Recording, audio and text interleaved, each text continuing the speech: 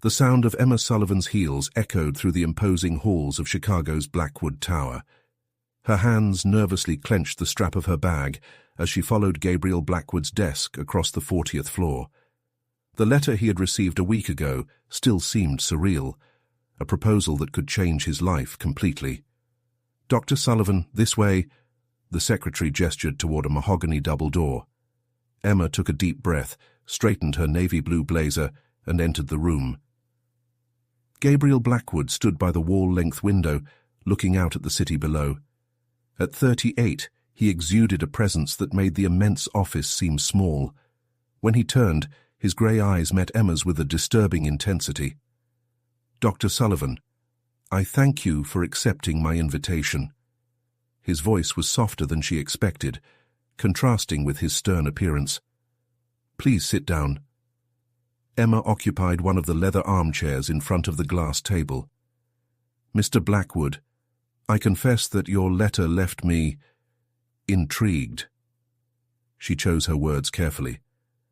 "A $500,000 proposal is not something you get every day." Gabriel sat across from her, his fingers drumming lightly on the table. "I'll get straight to the point, Dr. Sullivan. I have a terminal condition. The doctors gave me at most a year to live." He paused, studying her reaction. "And I need to secure my lineage." Emma's stomach tightened. As a doctor at Mercy Hospital, she had faced countless difficult situations, but nothing had prepared her for this. And why me? His profile is exceptional. Harvard Medical School, first in class, specialization in cardiology. Most importantly, his dedication to his patients is remarkable. He slid a folder towards her. "I also know about your student debt." Emma felt her face burn. $500,000 in student loans weighed on his shoulders like an anchor, limiting his every life decision to the age of 29. So this is it. A business transaction. "A mutually beneficial proposal," Gabriel corrected. "Artificial insemination, no emotional involvement. You carry my child, receive the money to pay off your debts, plus a considerable amount to guarantee the child's future." Thunder began to sound in the distance, and drops of rain hit the windows. Emma took in the man in front of her, impeccable in his tailored suit, but with a shadow of vulnerability in his eyes that he tried to hide. Why not adoption? Or finding someone? She hesitated. The conventional way. "Time, Dr. Sullivan. It's the one luxury I can't buy." Gabriel stood up, walking to an elegant bar in the corner of the room. "Furthermore, I researched extensively. Out of hundreds of potential candidates, your profile impressed me the most." Emma felt something strange in his voice, as if there was more to the story than he was letting on. The storm intensified outside, turning the afternoon into a premature night. "I would like to discuss the details over dinner tonight, at my residence." He offered her a glass of water, which she waved away. "My lawyers will be present to finalize the documentation if you accept." Emma's mind was spinning. The proposal was insane, even unethical. But the piles of bills on his desk, the extra shifts, the impossibility of building a life of his own due to debt, all of this weighed on his decision. "Your residence?" she asked, trying to buy time to collect her thoughts. "A mansion in Lake Forest. I'll send a driver to pick you up at 7.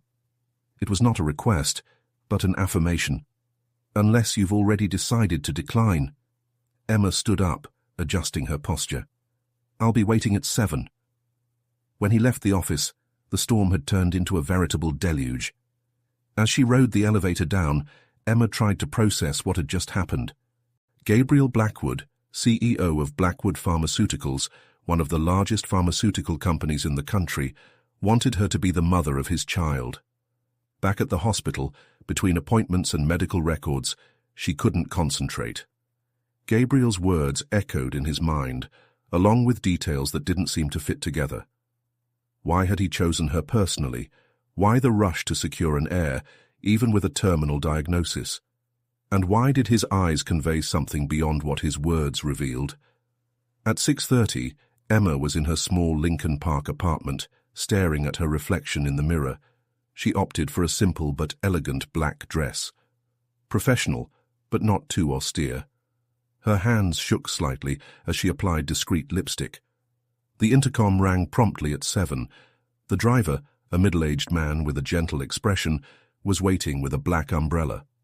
During the drive to Lake Forest, Emma watched the city through the tinted windows of the limo, the rain creating hypnotic patterns that seemed to reflect her inner turmoil. Blackwood Manor rose like a Gothic apparition out of the storm, a stately 19th-century building with turrets and arched windows. Emma felt an involuntary shiver as she climbed the marble steps to the entrance. What she didn't know as she walked through that portal was that the storm brewing outside would only be a prelude to the emotional storm she was about to face. That night, secrets would come to light, truths would be revealed, and the seemingly simple agreement would turn into something much more complex and profound than either of them could imagine. Gabriel Blackwood was waiting for her in the entrance hall, a solitary figure against the background of marble and antique wood. In his eyes, Emma saw something she hadn't noticed before, a mixture of determination and something that seemed dangerously close to hope. The Blackwood mansion was even more impressive on the inside. Emma followed Gabriel through hallways decorated with classical paintings and antiques that told stories of generations. The sound of the storm seemed distant, muffled by the thick, centuries-old walls. "The lawyers called a little while ago," Gabriel commented, guiding her to a sumptuous dining room. "The storm has blocked the main access roads. They won't be able to get there tonight." Emma felt a chill run down her spine. Being alone with Gabriel Blackwood wasn't in the plans. "Maybe we should reschedule." "I don't see the point." He pulled out a chair for her. "We can discuss terms informally. The paperwork can wait." The table was set for two, with an elegance that made Chicago's most sophisticated restaurant seem casual. Candles flickered softly, creating dancing shadows on the dark oak walls. "Wine?" Gabriel offered, already holding a bottle of Bordeaux. "Just a little." Emma needed to keep her head clear. She watched as he poured the glasses with the precision of someone accustomed to controlling every detail.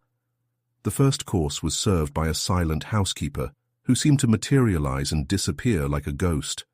Emma noticed that Gabriel barely touched his food. "Your diagnosis," she began, her medical side taking over. "May I ask which one it is?" Gabriel hesitated, something rare for a man known for his assertiveness. "Hypertrophic cardiomyopathy, discovered 6 months ago." Emma frowned. As a cardiologist, something didn't make sense. This condition is not always terminal, especially with current treatments. A particularly loud thunderclap made the windows rattle. The lights flickered and went out, leaving only the candles for illumination. "The generator should start in a few minutes," Gabriel said, but his voice had a different tone in the dim light. "Maybe we should move to the library. It's cozier." The library was a sanctuary of old books and leather, with a roaring fireplace that provided both light and heat. Emma settled into a velvet armchair, while Gabriel remained standing, watching the flames. "Why did you really choose me, Mr. Blackwood?" "Gabriel, please." He turned to face her. "You look like her." "She?"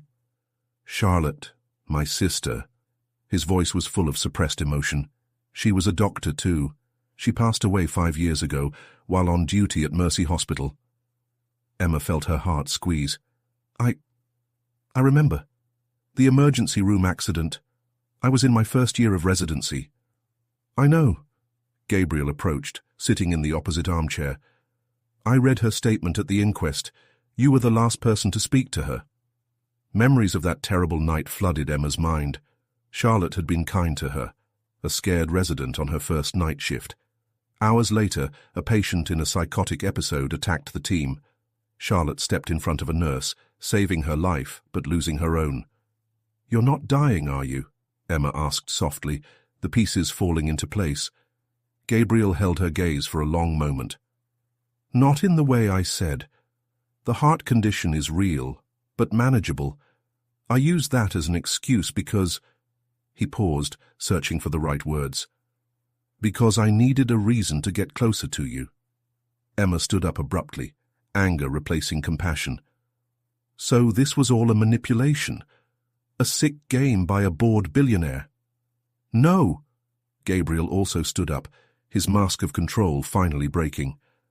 I spent 5 years looking for answers, trying to understand why my sister was in that specific hallway at that exact moment.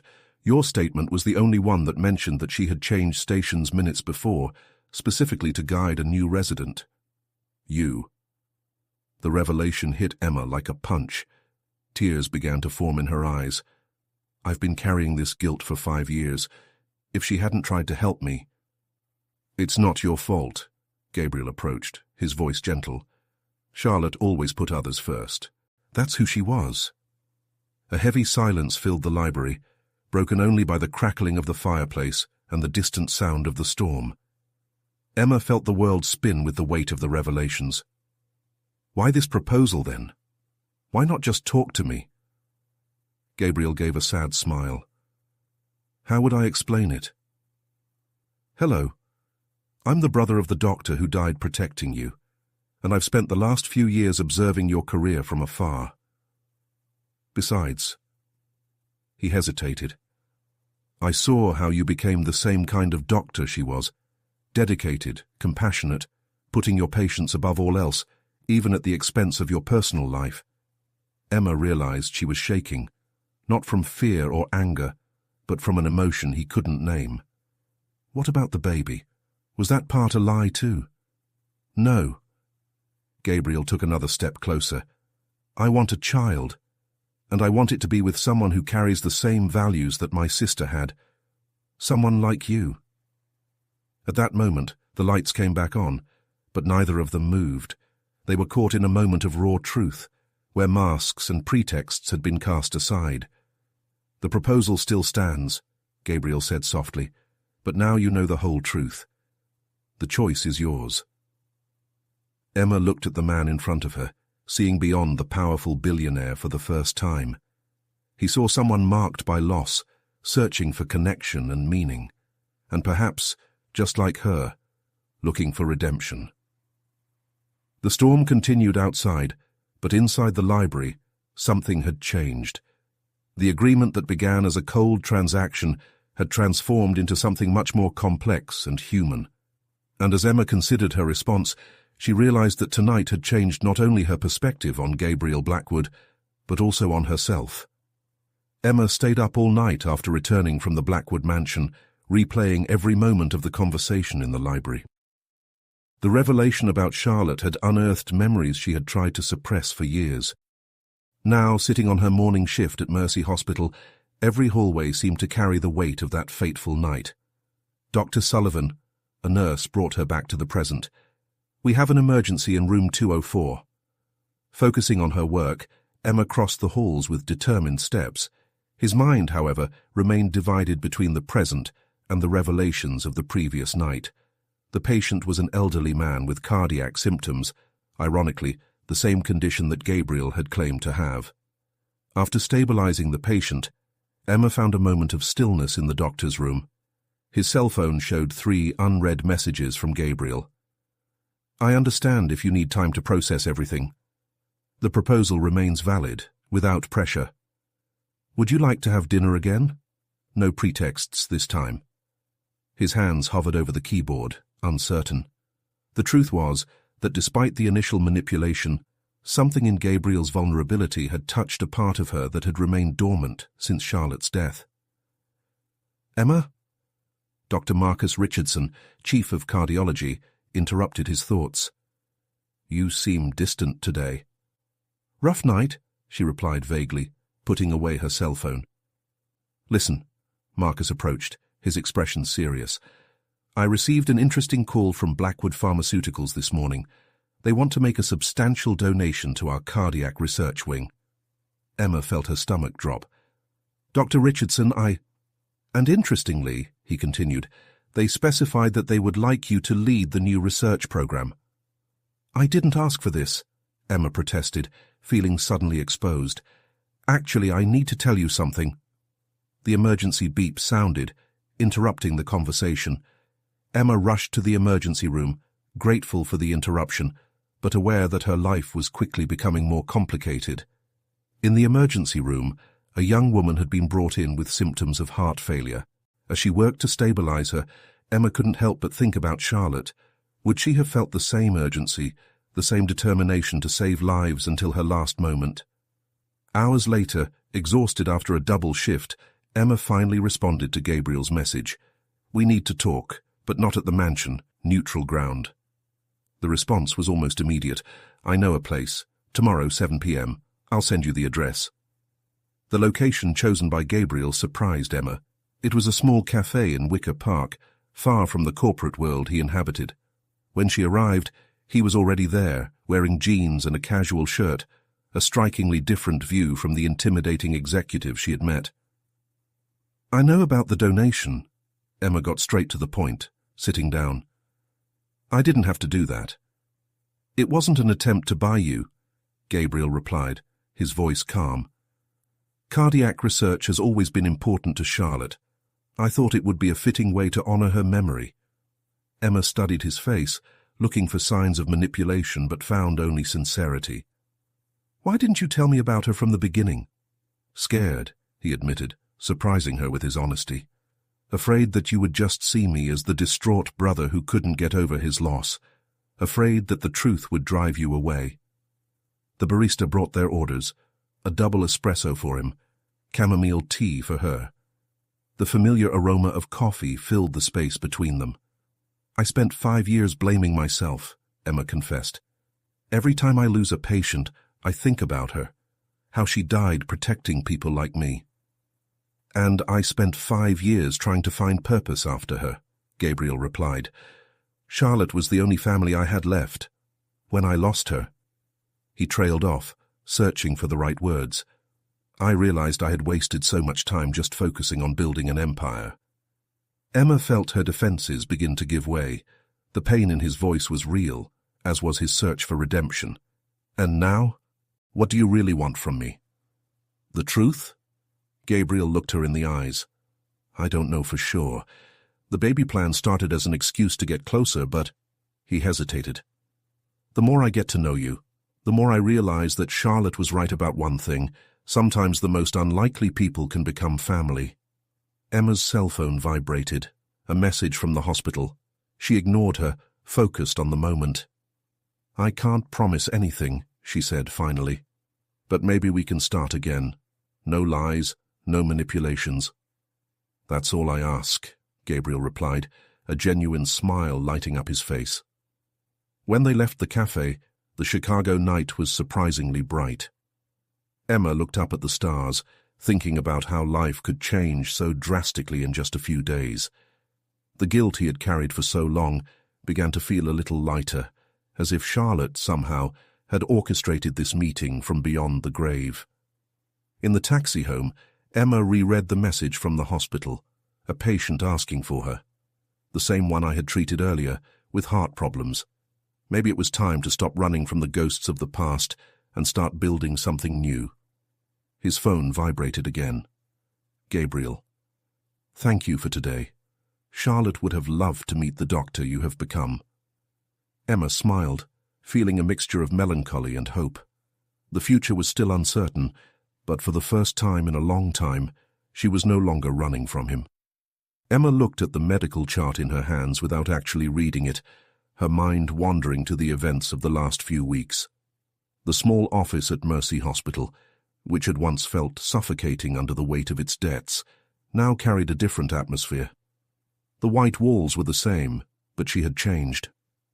"Dr. Sullivan." His assistant interrupted his thoughts. "Mr. Rodriguez is ready for the appointment."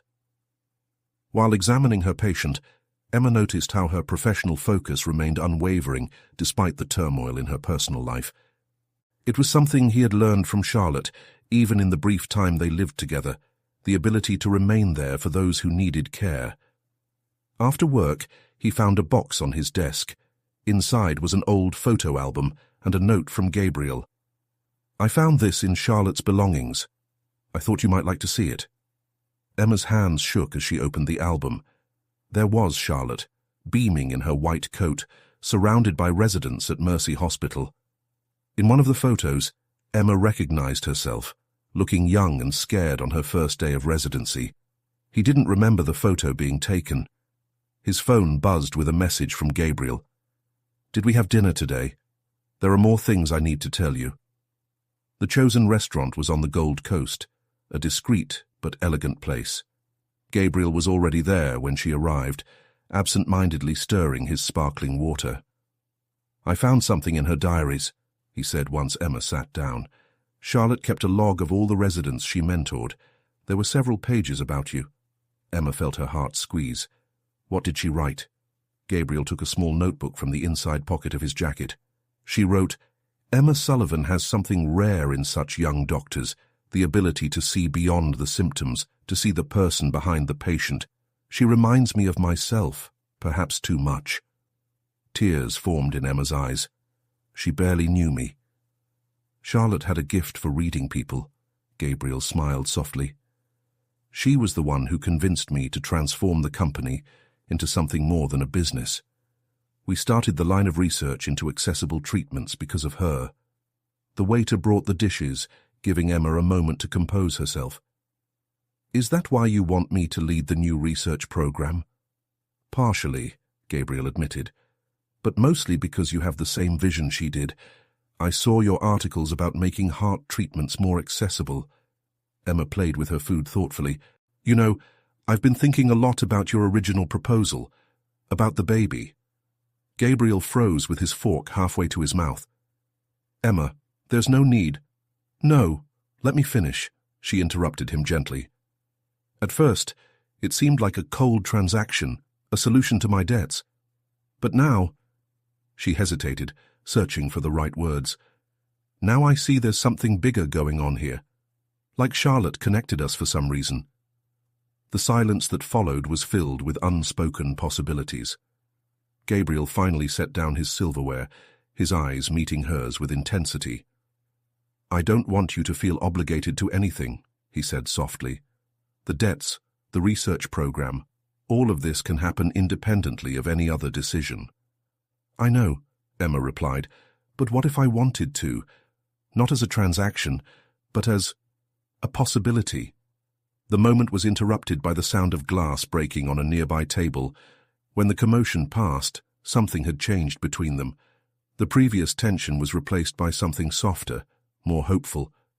"There's a charity event at the hospital next week," Emma commented, changing the subject but not completely, "to raise funds for the pediatric ward.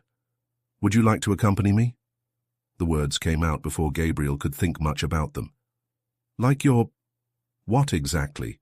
Emma asked, a faint smile playing on her lips. "Like yourself," he replied. "No labels, no expectations. Just two people trying to figure out what fate, or maybe a certain very special doctor, has planned for them."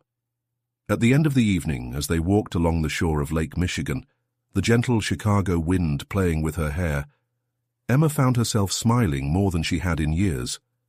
The weight of guilt she had carried for so long was beginning to transform into something different. No longer an anchor, but perhaps a compass, pointing in a direction she had never considered. "Gabriel," she called when they reached her car, "thank you for sharing Charlotte with me." He looked at her with an expression that mixed sadness and hope. "She always said that the best stories begin when we least expect it." Emma walked into her apartment that night with Charlotte's diary in her hands and endless possibilities in her mind. Tomorrow would be another day in the hospital, more lives to save, more decisions to make. But for the first time in a long time, the future didn't feel like a burden. It felt like a promise. The Mercy Hospital ballroom was transformed for the benefit event. Soft lights illuminated tables decorated with delicate floral arrangements as Chicago's elite milled about over glasses of champagne and conversations about philanthropy. Emma nervously adjusted her navy blue dress, an unexpected gift she had found in her office that afternoon, accompanied only by a card in Gabriel's elegant handwriting. "For this special evening. Dr. Sullivan," Dr. Marcus Richardson waved from a nearby group. "Come meet some of our biggest donors." Emma crossed the room, aware of the eyes following her. Over the past few weeks, Rumors about her connection to Gabriel Blackwood had spread through the hospital like an antibiotic-resistant virus. Some viewed her with admiration, others with suspicion, but she maintained her unwavering professional stance. "Emma." Gabriel's voice reached her before she reached the group. He looked stunning in his tuxedo, but it was his genuine smile that made her pause for a moment. "You look stunning." "Thank you for the dress," she replied softly, "although I didn't need to." "Mr. Blackwood," Dr. Richardson interrupted, eager to begin introductions, "let me introduce the hospital's board of directors."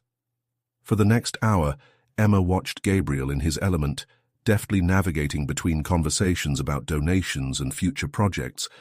But there was something different in his posture, a softness that hadn't been there when she'd first met him in Blackwood Tower. "I got a surprise for you," Gabriel whispered, during a calmer moment, guiding her to a more private corner of the room. "There's someone you need to meet." An elegant lady of about 60 was waiting for them, her blue eyes shining with a familiarity that made Emma's heart skip a beat. "Emma, this is Margaret Williams, the head nurse who has worked with Charlotte for 10 years. "Oh, darling," Margaret wrapped her in an unexpected hug. "Charlotte spoke so much about you." "My promising resident?" she said. Emma felt tears forming. I didn't know." "She kept a special eye on you," Margaret continued, holding Emma's hands. "That last night, she had changed posts specifically to guide you on a complex case that was coming up." The revelation hit Emma like a punch in the stomach. Gabriel placed a gentle hand on her back, offering silent support. "Don't blame yourself, dear," Margaret added, sensing her distress. "Charlotte made a choice that night, the same choice she would make 1,000 times if she could. It was who she was." The conversation was interrupted by the start of official speeches. Emma found her seat at the head table, next to Gabriel, her mind processing the new information. When it was his turn to talk about the new research program, his words came from the heart. "Medicine isn't just about saving lives," she began, her voice firm. "It's about honoring those who taught us the true meaning of caring. This program isn't just about scientific advances. It's about making treatments accessible to everyone, about seeing the human being beyond the patient. It's about continuing the legacy of those who came before us." Her eyes met Gabriel's as she spoke, and in that moment, something changed between them. It was no longer just about the past or about future promises. It was about the present, about two people finding healing and purpose in each other. After the speeches, while couples danced to the soft sounds of the band, Gabriel led her to the hospital garden. The night air was cool, carrying the scent of the first spring flowers. "Margaret told me more about that night," he said softly, "about how excited Charlotte was about a complex case that would be perfect for training a promising young resident." Emma leaned against the stone railing, looking out at the city lights. "Why didn't you ever tell me this before?" "Because I needed you to find out for yourself that her choice wasn't your fault, it was her legacy." A gentle breeze ruffled the leaves of the trees, bringing with it memories and possibilities. Emma turned to Gabriel, seeing him in a new light. "About our conversation at the restaurant," she began. "About possibilities." Gabriel took a step towards her, his eyes reflecting the stars above. "I still want a child, Emma, but I don't want another business deal. I want to build something real, something meaningful." "What about the complications? The hospital, your company, the rumors?" "Since losing Charlotte, I've learned that life is too short to worry about what other people think." He gently touched her face. "The only opinion I care about is yours." The distant sound of music floated towards them, a soft melody that seemed to lull the moment. Emma realized she was at a crossroads. She could continue on the safe path she had always known, or take a risk on something new and unknown. "Dance with me." Gabriel offered his hand, an invitation that meant much more than just a dance. Emma accepted, allowing herself to be led in a gentle waltz under the starry Chicago sky. As they danced, she thought about Charlotte, about choices, about destiny. Perhaps some stories needed time to fully unfold, like a complex musical score that only reveals its true beauty when all the notes meet at the right time. And there, in Gabriel Blackwood's arms, Emma Sullivan began to believe that maybe, just maybe, the universe knew exactly what it was doing when it intertwined their paths. The hallways at Mercy Hospital looked different that morning.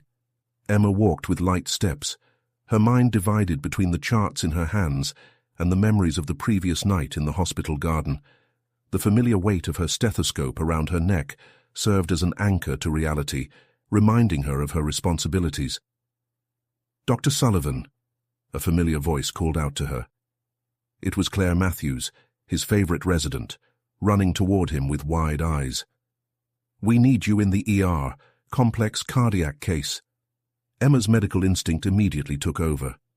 Rushing through the emergency ward, he found a middle-aged man in clear distress, surrounded by medical equipment and blinking monitors. "History?" Emma asked, already putting on her gloves. "Robert Patterson, 52, presented with acute chest pain while running. ECG shows ST elevation, but there is something strange about the pattern," Claire responded quickly. Emma scanned the results, her mind quickly processing the information.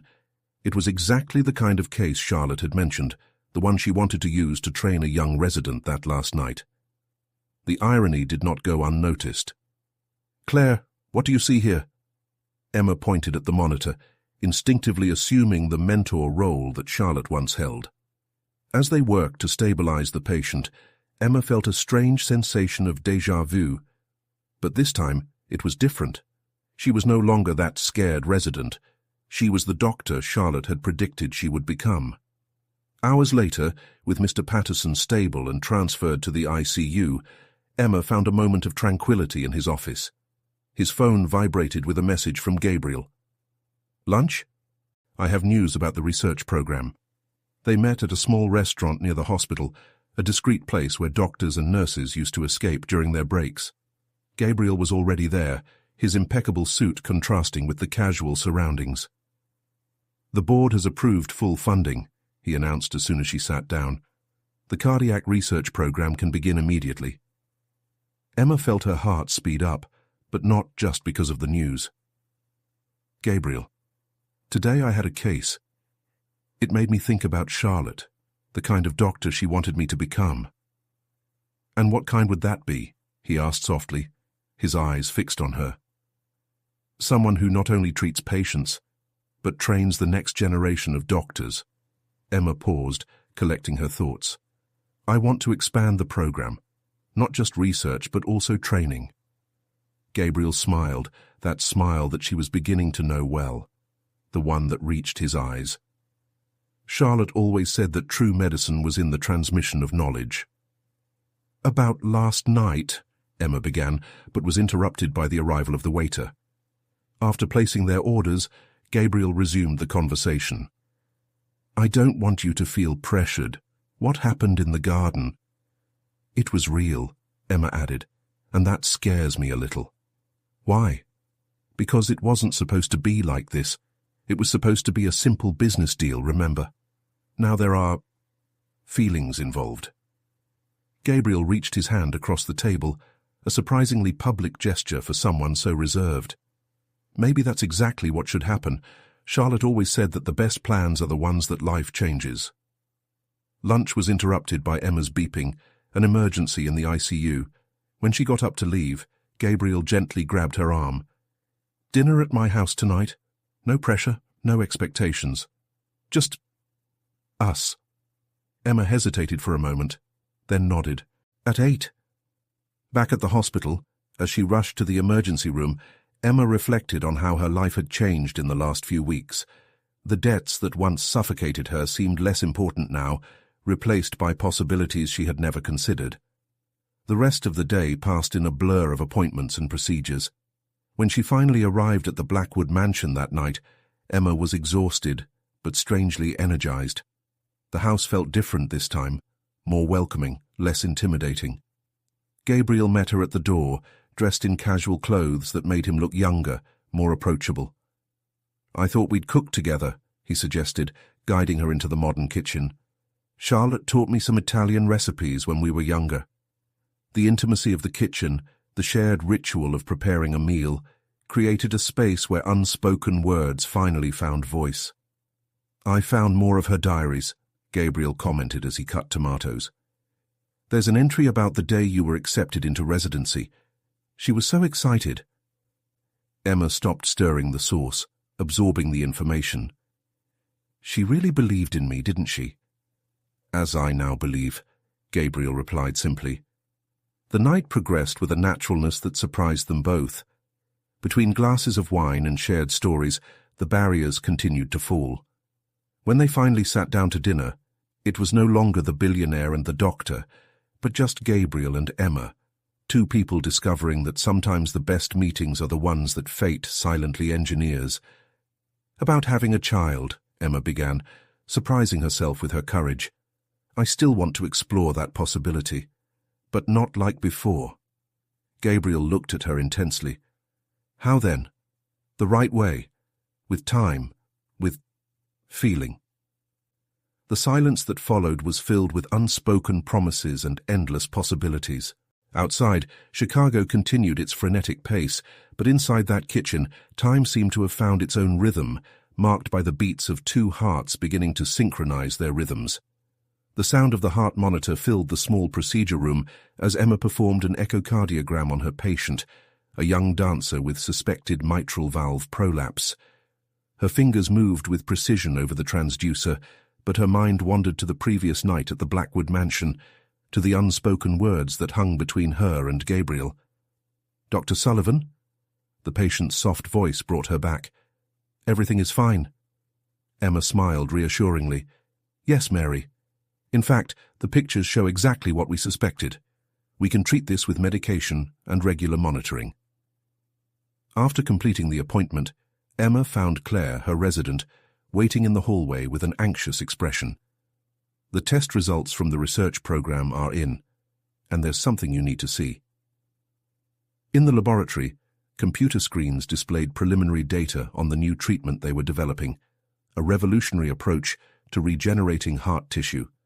It was the kind of breakthrough that could change thousands of lives, exactly what Charlotte would have wanted. That's, Claire began, her eyes shining with excitement. Extraordinary, Emma added, studying the charts. We need to expand testing, but initial results are promising. His phone buzzed with a message from Gabriel. Emergency board meeting. Do I need to cancel our lunch? Dinner? Emma felt a pang of disappointment, followed immediately by surprise at her own reaction. When had she started to look forward to these moments with him? Claire, can you supervise the next phase of testing? I have some appointments to review. In her office, Emma found a small package on her desk. Inside was a pair of delicate earrings and a note. Found among Charlotte's belongings. She wore them on important days. I thought you should have them. Emotion hit her like an unexpected wave. She sat heavily in her chair, holding the earrings as if they were something precious and fragile, not because of their material value, but because of the meaning they carried. The rest of the day passed in a blur of appointments and procedures. When he finally arrived at the restaurant to meet Gabriel, it was already night. He was waiting for her at the bar, his dark suit exchanged for a casual sweater that made him seem more approachable, more human. Sorry about lunch, he said as she approached. The board is nervous about the costs of the research program. About that, Emma began, sitting down next to him. We received the first results today. They are more promising than we expected. Gabriel's eyes lit up with genuine interest. Charlotte always said that the best discoveries come when we least expect them. Did she say that a lot? Emma asked softly. About unexpected discoveries? Constantly. Gabriel ordered wine for both of them, especially after our parents died. She became more than my sister. She was my moral compass, my connection to what really mattered. The earrings. Emma unconsciously touched the jewelry she now wore. Thanks.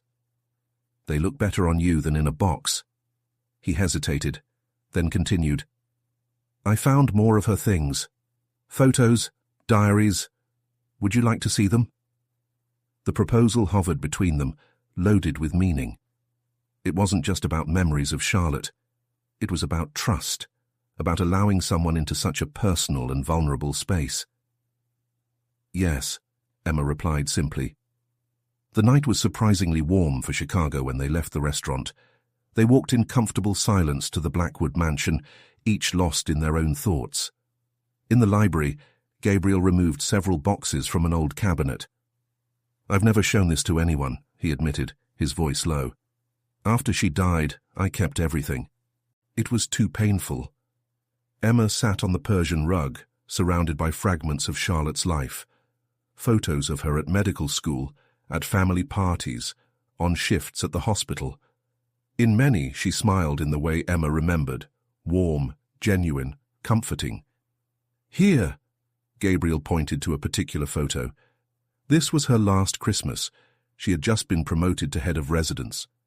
"She looked so happy," Emma observed, studying the image. It was. Gabriel sat next to her, their shoulders touching lightly. But she was also worried. She wanted to do more, help more people. The research program was her idea originally. Emma turned to face him, suddenly aware of the closeness between them. "Is that why you're so committed to this? To make her dream come true?" "Initially, yes." His eyes met hers. "But now it's about something more. About creating something meaningful, about making the difference she always wanted to make. And about—" he hesitated. "About finding connections she didn't expect to find." The air between them was charged with unspoken possibilities.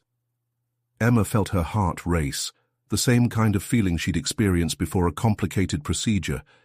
Anticipation, nervousness, hope. "Gabriel," she began, her voice barely above a whisper, "I think Charlotte brought us together for a reason." "Which?" "To heal. We both carry scars from her loss.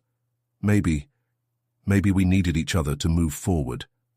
Gabriel's hand found hers among the scattered photographs, their fingers intertwining naturally, as if they had done this 1,000 times before.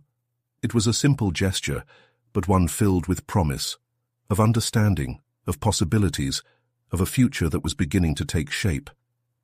Outside, Chicago continued its frenetic pace, but inside that library, time seemed to have found its own rhythm, marked no longer by the pain of the past, but by the hope of what was to come.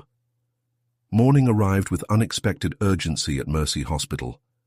Emma ran down the white hallways toward the ICU, where one of her research program patients had developed complications overnight. His thoughts, divided between the medical emergency and memories of the previous night in Gabriel's library, found focus when he reached the patient's bed. "Dr. Sullivan, blood pressure dropping rapidly," the nurse reported, her worried eyes fixed on the monitor. Emma immediately took command of the situation, her clinical mind quickly processing the information. "Start dopamine, 5 micrograms per kilogram per minute. Claire, get the crash cart ready." As they worked to stabilize the patient, Emma noticed something on the scans that captured her attention, an unusual pattern that could have significant implications for research. "Claire, I need you to document every change in the next 30 minutes. This might be exactly what we were looking for." Hours later, with the patient stable and the data catalogued, Emma finally found a moment to breathe in her office. His phone showed 3 missed calls from Gabriel and one message. "Important meeting with program investors. I need you here. It's about the future of research." Emma hesitated. His day was packed with appointments, but this morning's findings needed to be shared. After reorganizing her schedule, she headed to Blackwood Pharmaceuticals. The imposing building looked different now that she knew more about the history behind it. On the walls of the lobby, a discreet photo showed Charlotte and Gabriel at the opening of the research wing years ago. Their identical smiles held promises of a future that never fully came to fruition. "Emma," Gabriel's voice surprised her. He was standing near the elevators, his impeccable suit contrasting with subtle dark circles under his eyes that suggested a poor night's sleep. "Thank you for coming." In the elevator, their closeness created an almost palpable tension. Emma could smell the soft scent of his cologne, a fragrance she had begun to associate with safety and possibility. "We had a complication this morning with one of the patients," she began, breaking the silence. "But we discovered something interesting in the process, something that could completely change the direction of research." Gabriel watched her intensely. "The Council is concerned about costs. We need concrete results to maintain funding." The meeting room was filled with executives in expensive suits and skeptical expressions. Emma felt the weight of their gazes as she walked to the front of the room, but years of medical presentations had given her confidence for moments like this. "Gentlemen," she began, projecting this morning's data, "what we discovered today is not just a breakthrough, it is a revolution in the treatment of heart disease." As she explained the implications of the new discoveries, Emma noticed the gradual change in expressions around her. Initial skepticism giving way to interest, then enthusiasm. "This is exactly what Charlotte had predicted," Gabriel commented softly when the meeting ended. "She always said that the greatest discoveries would come from the most unexpected moments." Alone in the room now, they allowed themselves a moment of silent celebration. Emma felt Gabriel's hand lightly touch her arm, a gesture of gratitude that sent goosebumps across her skin. "Have dinner with me today," he requested, his voice softer than usual. "Not at the mansion. I know a special place." Gabriel's chosen restaurant was a small Italian establishment in Lincoln Park, far from the corporate glitz of downtown. The exposed brick walls and candles on the tables created an intimate atmosphere that made Emma's heart beat faster. "Charlotte and I used to come here," Gabriel explained as they sat down. "It was our refuge when we needed to escape the pressures of the company." Emma watched his face in the candlelight, noting how younger, more vulnerable he looked when he talked about his sister. "You miss her every day, don't you?" "Every moment," he admitted, pouring wine for them both. "But lately, I've started to remember her with more joy than pain. And I think you had a lot to do with that." The dinner progressed with a natural intimacy, their conversations flowing between memories of Charlotte, advances in research, and shared moments. At some point, their hands met on the table, fingers intertwined like the night before. "Emma," Gabriel began, his voice thick with restrained emotion, "I need to tell you something about the real reason I chose you for the program." But before she could continue, Emma's phone rang, a hospital emergency. The intimate moment was broken by the reality of their responsibilities. "Go," Gabriel said softly, understanding without needing explanation. "We will continue this conversation later." In the taxi back to the hospital, Emma felt her heart torn between professional duty and the desire to know what Gabriel was about to reveal. But perhaps, she thought, some truths needed their own time to reveal themselves. As Charlotte used to say, the best discoveries come when we least expect them. The emergency that took Emma away from dinner with Gabriel turned out to be more complex than expected. A patient in the research program had developed severe arrhythmia, and she spent the entire morning monitoring his vital signs. As the sun rose over Chicago, Emma was still hunched over the heart monitors, analyzing every variation in heartbeat patterns. "Dr. Sullivan." Claire appeared at the ICU door, holding 2 cups of coffee. "I thought I would need this." Emma gratefully accepted the drink, noticing that her hands were shaking slightly from exhaustion. "Thank you, Claire. Any changes to the other patients in the program?" "All stable, but—" Claire hesitated, biting her lip. "Dr. Richardson is looking for you. Something about a surprise audit of the research program." Emma's stomach tightened. An audit at this point could jeopardize all the progress they had made. His phone buzzed with a message from Gabriel. "Emergency board meeting in 1 hour. We need to talk first." In the elevator on the way to her office, Emma allowed herself a moment of vulnerability. The previous night with Gabriel had been interrupted just when he was about to reveal something important.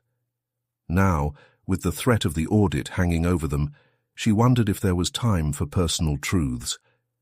Gabriel was waiting for her in his office, his tense expression contrasting with his normally controlled posture. The board received an anonymous tip about irregularities in the program. Irregularities?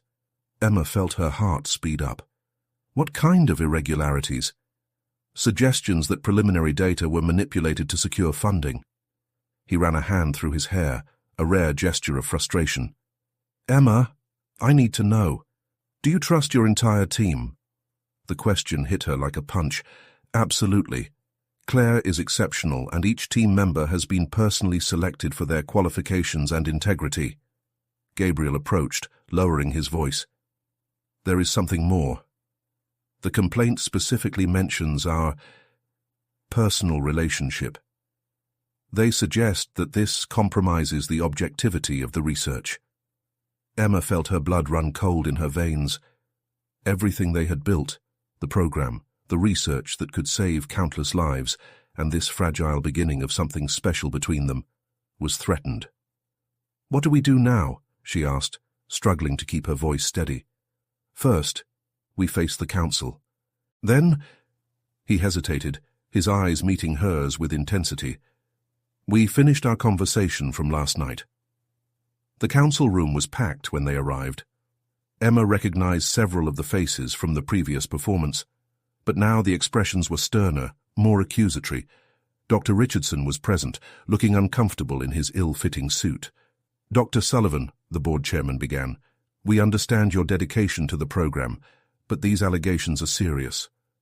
Emma felt Gabriel's silent presence at her side as she addressed the council.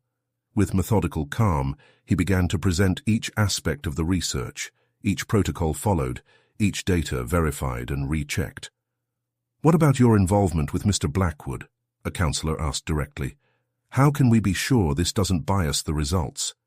Because science doesn't care about personal feelings, Emma replied firmly. Every discovery, every breakthrough is documented and can be independently verified.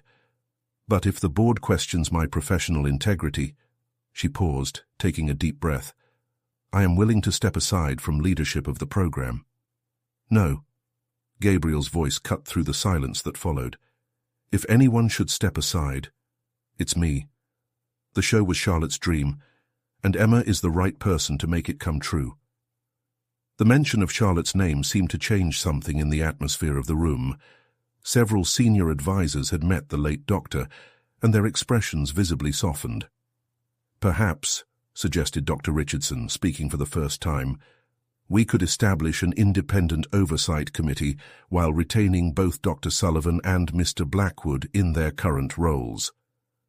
The discussion that followed was intense, but in the end a compromise was reached. The program would continue under additional supervision, but with no changes to its leadership. Hours later, Emma and Gabriel found refuge in the hospital garden, the same place where they had danced on the night of the charity event. The late afternoon sun painted the Chicago sky in shades of pink and gold. You were going to tell me something last night, Emma reminded him softly. Before the emergency. Gabriel turned to her, his eyes reflecting the sunset light. Yes, about the real reason I chose you for the show. He paused, choosing his words carefully. Charlotte left a diary, her last diary. In it, she wrote about a young resident who had not only the knowledge but the heart to make a difference in medicine. She wrote about you, Emma. Emma felt tears forming in her eyes. Why didn't you tell me sooner? Because I wanted you to prove yourself for yourself, not because of her words. He walked over, taking your hands in his, and you did just that, in ways even Charlotte could not have predicted. The moment was interrupted by the distant sound of an ambulance, reminding them of where they were and the responsibilities they carried. But something had changed between them, a truth finally revealed that, instead of complicating things, seemed to have cleared the path ahead. We still have a lot of work to do, Emma commented, lightly squeezing Gabriel's hands. Yes, he agreed, a soft smile on his lips. But now we know we're not alone in this. The hustle and bustle of Mercy Hospital seemed distant as Emma reviewed the latest results from the research program in her office. The audit had ended a week ago, and the data confirmed what she already knew. They were on the right track.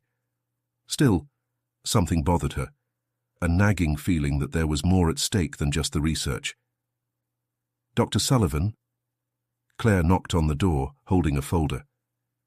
The new oversight committee protocols have arrived and... She hesitated. There's something I need to tell you. Emma looked up from her papers, noticing her resident's tense expression. What's wrong, Claire? I received an offer to lead a similar program at Johns Hopkins. Claire bit her lip. They want to replicate our research there. The news hit Emma like a bolt of lightning. Claire was central to the program. Her dedication and brilliance had contributed significantly to its success. But before he could respond, his phone buzzed with a message from Gabriel. I found something in Charlotte's files. We need to talk. Urgent. Claire, can we discuss this after lunch? Emma asked, her heart racing at Gabriel's message. Gabriel's office at Blackwood Pharmaceuticals looked different. Old boxes scattered across the floor, documents on the desk. At the center of it all, a worn diary in Charlotte's elegant handwriting. Read this. Gabriel pointed to a specific page, his voice shaking slightly. Emma began reading. The program I propose is not just about cardiac research. It is about creating a network of centers of excellence, connecting the best professionals in the country. Emma Sullivan has the potential to lead this. I saw in her today the same fire that drives me, the determination to make a difference, not just in one hospital, but in the entire healthcare system. She wrote this the day she... Gabriel didn't finish the sentence. Emma sat down heavily in a nearby armchair. Charlotte wasn't just thinking about a research program. She wanted to create something bigger. And now Johns Hopkins wants to replicate our work, Gabriel added. It's like her plan is coming to fruition, even after so long. The silence that followed was filled with possibilities. Emma thought of Claire, of Charlotte, of the invisible connections that seemed to guide them all toward a greater purpose. There's more, Gabriel continued, picking up another document. Charlotte left specific instructions on how to expand the program, including... He hesitated. A letter addressed to you. Emma took the envelope with shaking hands. The paper was yellowed with age, but the seal had never been broken. Inside, Charlotte's handwriting seemed as vivid as her memories. Dear Emma, if you're reading this, it means my brother has finally found the courage to move on. You probably don't remember our last conversation that night, but I saw something special in you. Not just medical knowledge, but genuine compassion. The program I proposed needs someone like that to lead it. Gabriel will need you as much as the program will. He carries the weight of our losses like an anchor, but I know you can help him turn it into purpose. Take care of him for me. With affection, Charlotte. Tears blurred Emma's vision as she finished reading. Gabriel approached, placing a gentle hand on her shoulder. She knew, Emma whispered. Somehow she knew we would meet like this. Charlotte has always been the visionary of the family, Gabriel replied softly. I was just the pragmatic businessman. Emma stood up, facing him. It's not true. You've kept her dream alive all these years. And now... She hesitated. Now, we can achieve it together. The moment was interrupted by Emma's phone. A message from Claire confirming that she would wait to talk about Johns Hopkins. An idea began to form in his mind. What if, she began, instead of losing Claire to Johns Hopkins, we made her the bridge to expand the program? Just as Charlotte planned, a network of centers of excellence. Gabriel's eyes lit up with understanding. We could use Blackwood Pharmaceuticals' infrastructure to connect the centers, share resources, research. Create something truly revolutionary, Emma added, excitement growing in her voice. Gabriel moved closer, taking your hands in his. Emma, about us. Charlotte's letter. I know, she interrupted softly. She saw something that we were slow to realize, that sometimes the best partnerships begin in the most unexpected ways. The afternoon sun streamed through the office windows, illuminating the boxes of memories and promises around them. Somewhere, Emma thought, Charlotte was smiling, seeing her plan finally take shape. Not just the research program, but the union of two souls who needed each other to heal and grow. Autumn painted Chicago in golden hues as Emma organized the first video conference between Mercy Hospital and Johns Hopkins. The expansion of the research program was taking shape more quickly than she had imagined. Claire, standing next to him in the conference room, radiated enthusiasm as she adjusted the equipment. "I still can't believe I'm going to be coordinating the expansion in Baltimore," Claire commented, checking the connections for the third time. "It's as if the universe conspired to do this." Emma smiled, thinking about Charlotte's letter. There was much more plotting than Claire could imagine. "You deserve this opportunity, and we need someone trustworthy to establish the protocols there." The screen came to life, showing the anxious faces of the Johns Hopkins team. Among them, Emma recognized Dr. Marcus Henderson, one of the country's most respected cardiologists. The program's expansion had attracted attention from the national medical community. "Dr. Sullivan," Dr. Henderson began, his voice carrying over the audio system clearly, "your preliminary results are extraordinary, but I confess I have some concerns about the speed of this expansion." Emma felt a familiar presence before she even saw Gabriel enter the room. He moved silently to the back, but his presence brought a surge of confidence she didn't know she needed. "Dr. Henderson, I understand your concerns," Emma replied, projecting the latest data onto the shared screen. "But we're not just expanding a research program. We're realizing the vision of someone who saw the future of cardiac medicine 5 years before any of us." The presentation that followed was a testament to the meticulous work of his team.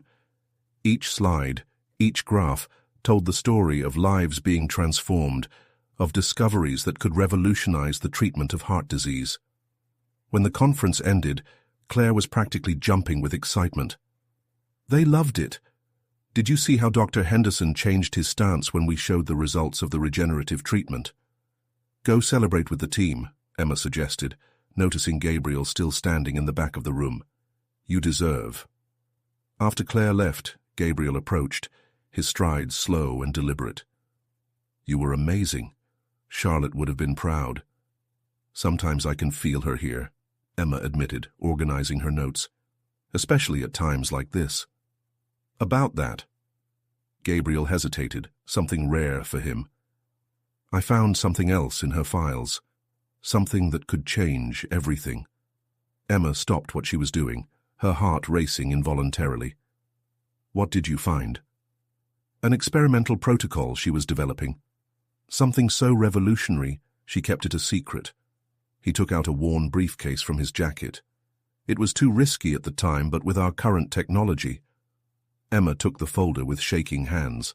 Charlotte's notes detailed a procedure that could regenerate heart tissue using modified stem cells. It was brilliant, bold, and potentially revolutionary. "Why didn't you show me this before?" "Because—" Gabriel moved closer, his familiar scent filling the space between them. "Because it means taking huge risks. The board will resist, investors will question, and I don't want you to risk your reputation without being sure." Emma studied the notes, recognizing patterns that connected with her own recent discoveries. She saw that coming too, didn't she? She knew we'd need to get to a certain point before this made sense. "Charlotte always played the long game," Gabriel agreed, a soft smile on his lips. "But it's your decision, Emma. You're the leader of the program now." The silence that followed was filled with the weight of decision. Emma thought about her patients, the lives that could be saved, the risks and possibilities. "We need to try," she finally decided, "not just for Charlotte, but for everyone who depends on us." Gabriel touched her arm gently. "Then we'll do it together. As it should be." The moment was interrupted by a knock on the door. Dr. Richardson entered, looking simultaneously anxious and excited. "Emma, the Ethics Committee wants an emergency meeting. Apparently someone leaked information about a possible revolutionary breakthrough in the program." Emma and Gabriel exchanged looks. The universe, it seemed, had its own plans for the timing of revelations. "When?"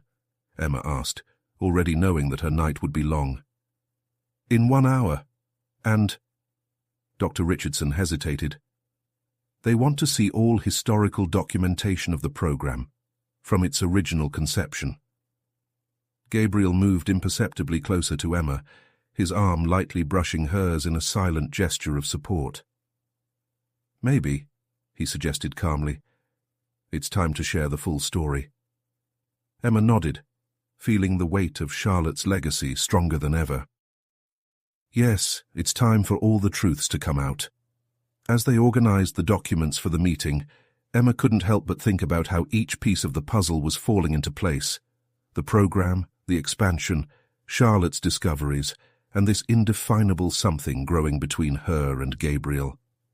It was as if they were all dancing a complex choreography, written years ago by someone who saw far beyond their time. The Ethics Committee meeting room was packed when Emma and Gabriel entered, carrying boxes of program documentation. The air conditioning hummed softly, contrasting with the palpable tension in the room. 12 pairs of eyes watched them intently as they arranged the materials on the polished mahogany table. "Dr. Sullivan," began Dr. Patricia Morrison, chair of the committee, "we understand that there are significant findings that have not been previously disclosed to the committee. This is extremely irregular." Emma exchanged a quick look with Gabriel before responding. "The findings in question are part of previous research led by Dr. Charlotte Blackwood. We have only recently been able to draw the connections to our current results." The murmur that ran through the room was interrupted when Gabriel opened Charlotte's diary, its yellowed pages contrasting with the modernity of the room. "My sister developed this experimental protocol 5 years ago, but the technology at the time did not allow for its safe implementation." Dr. James Foster, a respected neurologist, leaned forward in his chair. "Why keep it a secret for so long?" "Because," Emma replied, projecting a series of graphs onto the screen, "we needed to be sure. The preliminary results from our current program validate Charlotte's theories in ways she could only have imagined." Over the next 2 hours, Emma and Gabriel meticulously presented every aspect of Charlotte's original research, connecting it with the program's recent advances. With each new revelation, the committee members' skeptical expressions gradually turned to genuine interest. "This is—" Dr. Morrison paused, adjusting his glasses as he examined the data. "Remarkable. But the risks—" "They're considerable," Gabriel added. "That's why we're here. We don't want to proceed without full transparency and proper oversight." Emma watched as Gabriel maintained his professional composure, but noticed the way his fingers drummed lightly on the table, a subtle sign of nervousness that she had learned to recognize. "There's something else," Emma added, removing an envelope from her briefcase. "A letter Charlotte wrote to the Ethics Committee, dated the week before her death." The silence that followed was absolute as Dr. Morrison read the letter aloud. Charlotte's words, even after 5 years, carried a vision and passion that touched everyone in the room. She had foreseen not only the necessary technological advances, but also the ethical concerns that would arise. "She thought of everything," murmured Dr. Foster, clearly impressed. "Charlotte has always been a visionary," Gabriel replied softly, his voice carrying a mixture of pride and longing. "But she also understood the importance of the rigorous scientific process." Emma then presented the detailed plan for integrating Charlotte's experimental protocol with the current program, including all safety measures and checkpoints. Expanding to Johns Hopkins offered a unique opportunity for independent validation. "Claire Matthews will oversee implementation in Baltimore," Emma explained. "Their familiarity with our current protocols, combined with the expertise of the Johns Hopkins team, will give us crucial perspective." The technical discussion continued until dusk, every aspect of the program being minutely scrutinized. When they were finally done, Dr. Morrison removed his glasses, rubbing his tired eyes. "The committee will need 48 hours to formally deliberate," she announced, "but unofficially I'm impressed by the depth and care of his presentation." As they were arranging the materials, Emma noticed Gabriel looking at an old photo of Charlotte that had fallen from one of the files. In the image, his sister smiled radiantly, wearing her white coat in the Blackwood Pharmaceuticals laboratory. "She would be proud," Emma said softly, touching his arm. Gabriel covered your hand with his, a discreet gesture but full of meaning. "She is. Somehow, she's guiding every step of this." Outside the meeting room, The hallway was silent, most of the team having already left. The fluorescent lights created long shadows as they walked side by side. "To have lunch," Gabriel suggested, his voice betraying the tiredness of the intense day. Emma checked her phone, 3 messages from Claire about preparations for Baltimore, and a notification from the hospital about a stable patient. "Yes, but something simple. I'm exhausted." They ended up at a small Italian restaurant near the hospital, the same one where they had first discussed the program. The place was almost empty at that hour, creating a bubble of intimacy around their table in the corner. "You know," Emma began, absent-mindedly swirling her wineglass, "when I first read Charlotte's letter, I thought she was being overly optimistic about the future. Now, I realized that she simply saw possibilities that the rest of us were slow to see." Gabriel watched her for a moment, his eyes reflecting the soft candlelight. "Including both of us?" The question hovered between them, loaded with unspoken meanings. Emma felt her heart quicken, recognizing that they had reached another turning point in their shared journey. "Especially the 2 of us," she replied softly, allowing her words to carry the full weight of her growing realization. News of the Ethics Committee's approval came on a busy morning at Mercy Hospital. Emma was in the middle of a consultation when Claire burst into her office, holding a tablet with her official email.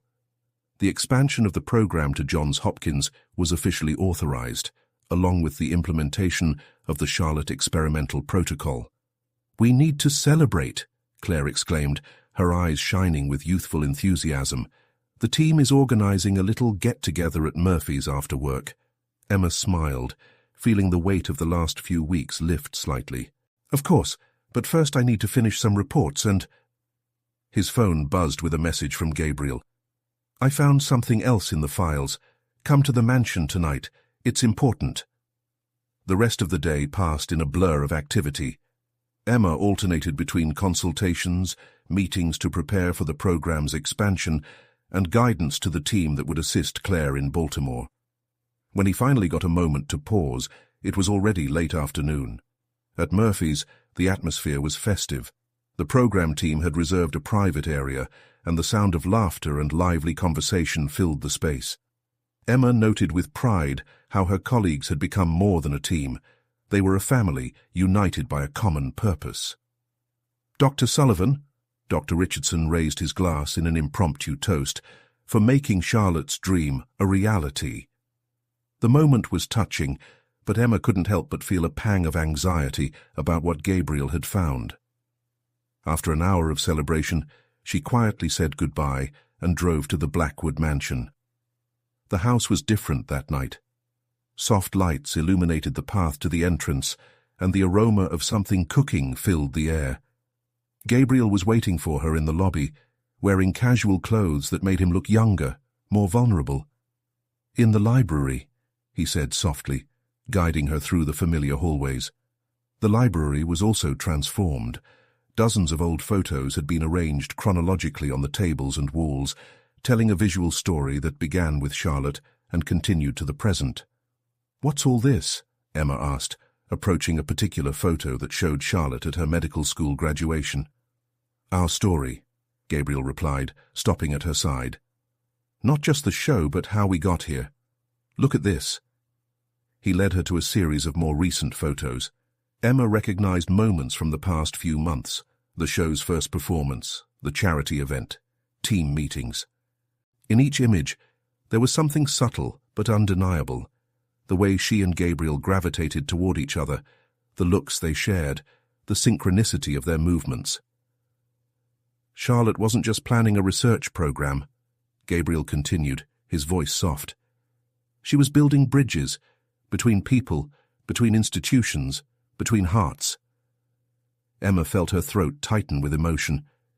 "Do you think she knew? About us?" "I found this today," he replied, handing her a still-sealed envelope. It was hidden in a cardiac medicine book that she used to consult. With shaking hands, Emma opened the envelope. The letter inside was short, but its words carried the weight of years of waiting.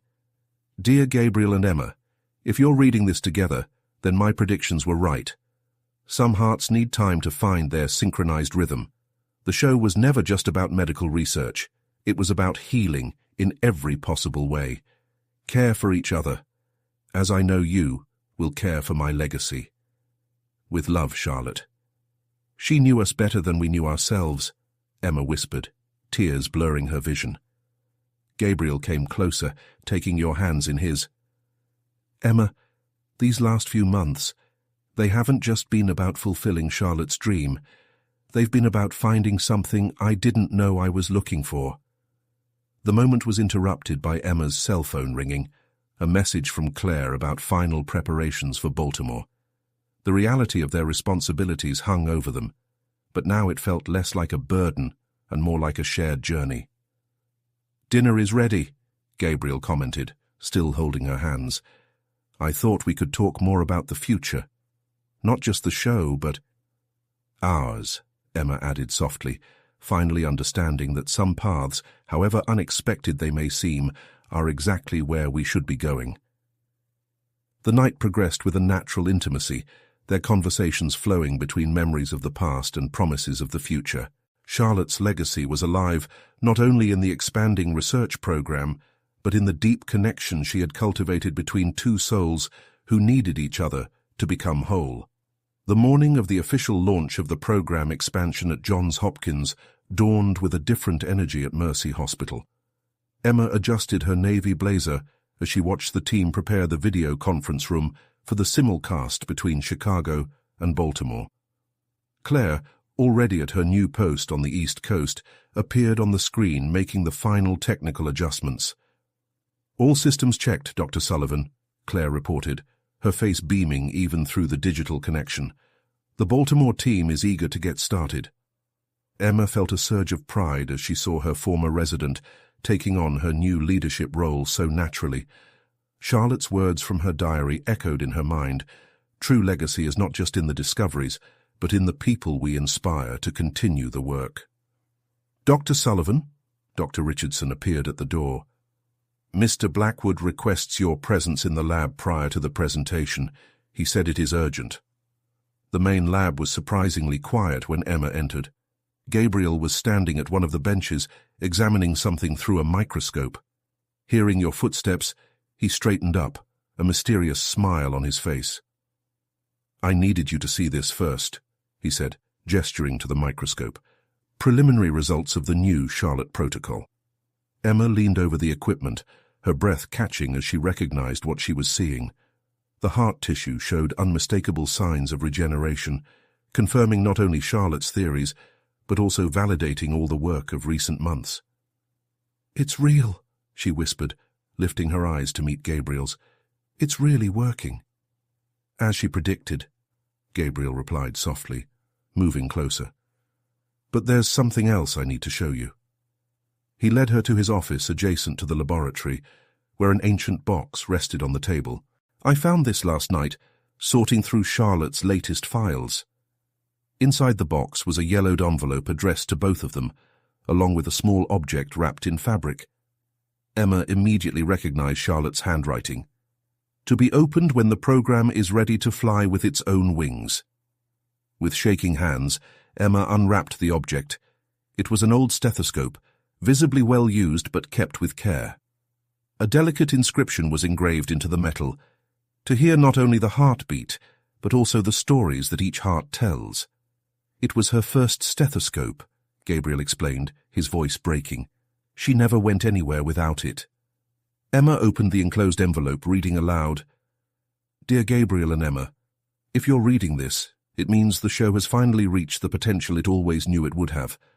But more importantly than that, it means you've found each other, two souls dedicated to healing not just bodies, but spirits as well.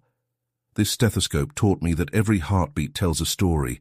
Your story, although it began with pain and loss, is destined to create something beautiful and lasting. Keep up the work, not just for the science, but for the love you discovered in the process. With all my love, Charlotte. The silence that followed was filled with the weight of 5 years of history, converging into a single moment. Emma felt tears run down her face as Gabriel gently placed the stethoscope on her neck. She always knew didn't she?" Emma asked softly. "That we would need each other to make your dream come true. And to heal our own hearts in the process," Gabriel finished, taking her hands in his. "Emma, these last few months have shown me that some encounters are meant to be, even through the most unexpected circumstances." A soft knock on the door interrupted them. It was time for the official presentation. The world was waiting to hear about the expansion of the program that promised to revolutionize the treatment of heart disease. As they walked to the conference room together, Emma realized that it wasn't just the program that was evolving. She and Gabriel had found something more precious than any scientific breakthrough. They had found each other, and through that encounter, they were realizing not only Charlotte's dream, but also discovering their own dreams in the process. The conference room was packed when they entered. On the screens, teams from different hospitals waited anxiously. Claire in Baltimore smiled when she saw them side by side. Dr. Richardson nodded in approval, as if he finally understood the true extent of Charlotte's legacy. Emma unconsciously touched the stethoscope on her neck, feeling its comforting weight. Gabriel, noticing the gesture, placed a gentle hand on her back, a touch that conveyed strength, confidence, and something more, something that had silently grown between them all these months. "Ready?" he whispered. Emma smiled, knowing they were ready to not only host the show, but to start their own chapter together. Always. And so, under Charlotte's proud gaze in a photo on the wall, they began not only a new phase of the program, but also their own story. A story of healing, of discovery, and most of all, of love, found in the most unexpected places.